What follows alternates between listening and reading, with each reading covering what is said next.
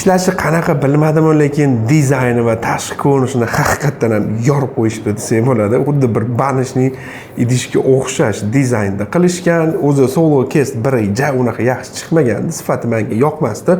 Qulaylik funksiyalari ham yo'q edi. Ko'raylikchi, bu safar Solo Cast 2 ni qanaqa ishlashibdi, ya'ni dizayni va uni texnik xususiyatlari haqida gaplashamiz. Ya'ni bu narx atrofida hozir Xitoyda juda ham ko'plab mikrofonlar taklif qilishyapti. Ya'ni ushbu Solo Cast 2 olishga arziydimi, yo'qmi? Videoni oxirigacha ko'rish orqali batafsil ma'lumotlarni olishingiz mumkin bo'ladi. Qani unda biz boshladik.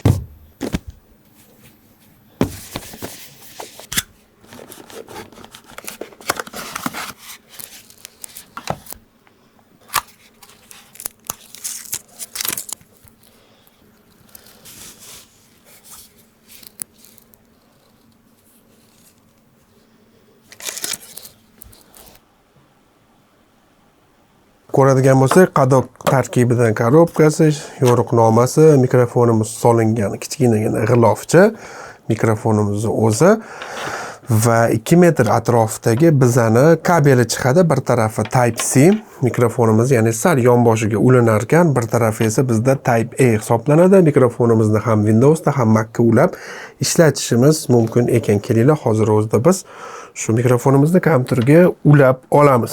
Qarshi oling, bizda HyperX Solo Cast 2, Solo Cast 1 qilgan xatolarni kompaniya inobatga olgan holatda haqiqatdan juda katta o'zgarish qilishibdi.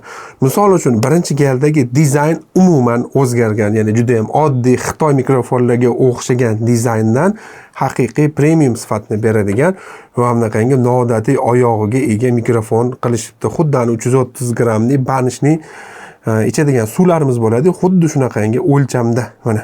Va oyog'i ham o'zida joylashgan, sal ko'tarsa mana. Oyog'i ham o'zi bilan va hatto pantograflarga qotirish uchun ham mana maxsus 2 xil o'lchamga mana shu o'zida qotirsak bo'lar ekan. Bu haqiqatan juda ham aqlli yechim desak bo'ladi. Ya'ni olib ya'ni alohida perihodniklar qotirib o'tirish kerak emas. Marhamat, pantografga qotirmoqchi bo'lsanglar, shu o'zi bilan qotirib ishlatib tursanglar bo'ladi. Xohlasanglar bunday qilib to'g'ridan ovoz yozsanglar bo'ladi yoki bunday qilib burchak bilan ovoz yozishingiz mumkin. Muhimi, o'sha HyperX legendarniy hisoblangan sensorini mana shu joyga qaytib joylashtirishgan, ya'ni sensor bor. Mikrofonimiz o'chib yonayotgan hamdagi indikator yordamida bilishimiz mumkin. Mana. Endi yomon tarafi deyishim mumkin, ovozni past baland qilish joyini bu yerda qoldirib ketishmagan. Endi ovozni past baland qilmoqchi bo'lsanglar, unda o'zini maxsus HyperX programmasi orqali o'zgartirishinglar kerak bo'ladi. Birinchisi o'sha HyperX Solo Cast'dan ko'ra buni farqi dizayni, yana chiroyliroq ko'rinishga kelgan. Juda ham ko'pchilikka yoqdi. Shaxsan o'zimga ham yoqqani uchun, balki o'zimga yana bitta kolleksiyamga qo'shish uchun ushbu mikrofonni olib qolishni ham niyat qildim, ko'ramiz. Undan keyin asosiy ikkinchi o'zgarish Solo Cast 1ga qaraganda ana endi shu mikrofonimiz ichiga pop filtr joylashtirishga, ya'ni nisbatan tipirib gapiradigan holatlarimiz bo'lib qoladi yoki BP ni juda ham qattiq urg'u bergan paytimizda pop filtri sabab ichkariga qo'yilgan ovozlar yana ham yaxshiroq yoziladi. Uchinchi sababi esa haqiqatan ovoz sifati yaxshilangan, nisbatan ancha kamroq shumlarni yozadi va sifat o'zgargan. Solo Cast 1da 16 bit 48 kHz gacha ovoz yoza olar edi. Ushbu mikrofonimizga kelib ham 16 ham 24 bit, undan tashqari 44, 48 yoki maksimum 96 kHz da endi ovoz yozishingiz mumkin. Bundoq aytadigan bo'lsam, HyperX Duocast, HyperX Quadcast 2 bor-ku, deyarli shu bilan bir xil sifatda ovoz yoza olishi mumkin. To'g'ri, ularda endi PAUK bo'lgani hisobiga tebranishlarga qarshi ozgina защитasi bor va sal birmuncharoq boshqa funksiyalarga ega. Lekin sizga shunchaki kundalik hayotda kurs yozish yoki sifatli mikrofonda ovoz yozmoqchi bo'lsangiz, qulay bo'lishini xohlasangiz, misol uchun bundoq qilib o'zini chiroyli qopchasiga solib notebooklar bilan olib yurmoqchi bo'lsangiz, MacBooklar uchun sifatli mikrofon qidirib yurgan bo'lsangiz va juda ham qulay, ixcham bo'lishi kerak bo'lsa, ushbu mikrofon haqiqatdan mos keladi. Sal turib ovoz yozish testini ham qilib ko'ramiz.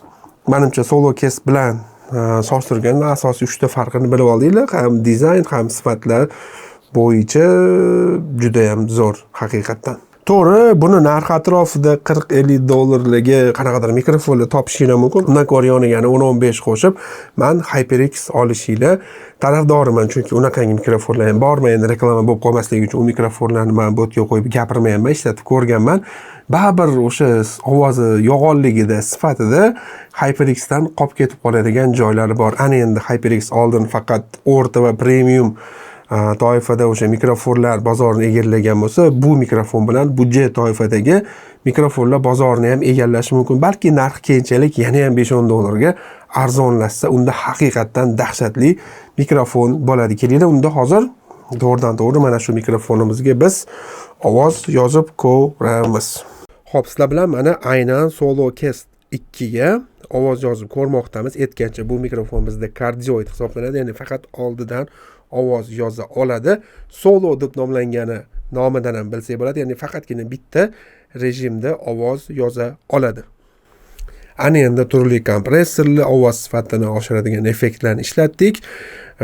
Endi ana filtrdan o'tgan ancha yaxshiroq ovozni eshitmoqdasiz. Menimcha puliga nisbatan juda ham yaxshi ovoz sifatiga ega mikrofon hisoblanadi. Misol uchun bunday qilib yoningizga qo'yib qo'yib, klaviatura mishkani qo'yib, ana kontrikka o'ynasanglar ham maza qilib o'ynashinglar mumkin. Mikrofon kichkina bo'lganigacha ana oldingizda turgani ham sezilmaydi, ortiqcha podsvetkalari yo'q. Ayniqsa soatlab kurs yozuvchilar yoki nimadir yozishingiz kerak bo'lsa, audio bilan bog'liq, balki audio kitob yozmoqchidirsiz yoki audio mahsulotlarga haqiqatdan juda ham zo'r mikrofon deyishim mumkin.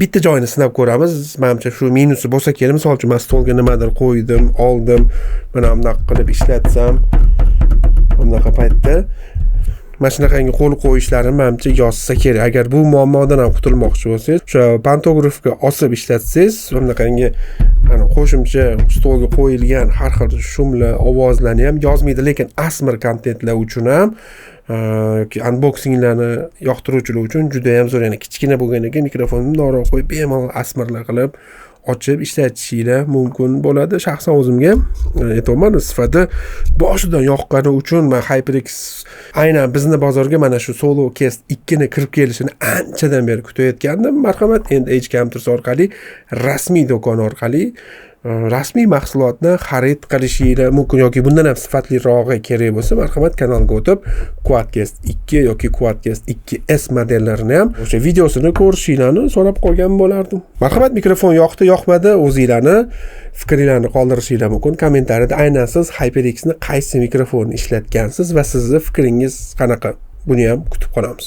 Marhamat, ushbu videomiz yoqqan bo'lsa, like bosish, kommentariyaga o'z fikringizni yozib qo'yish esdan chiqmasin. Aynan shu mikrofonlarni birortasini xarid qilgan bo'lsangiz, shaxsiy fikringizni ham qoldirishingizni so'rab qolamiz.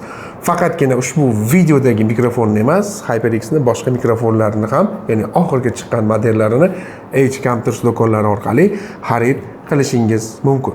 Sizlar bilan esa keyingi videolarda ko'rishguncha deb qolamiz. Charchamanglar.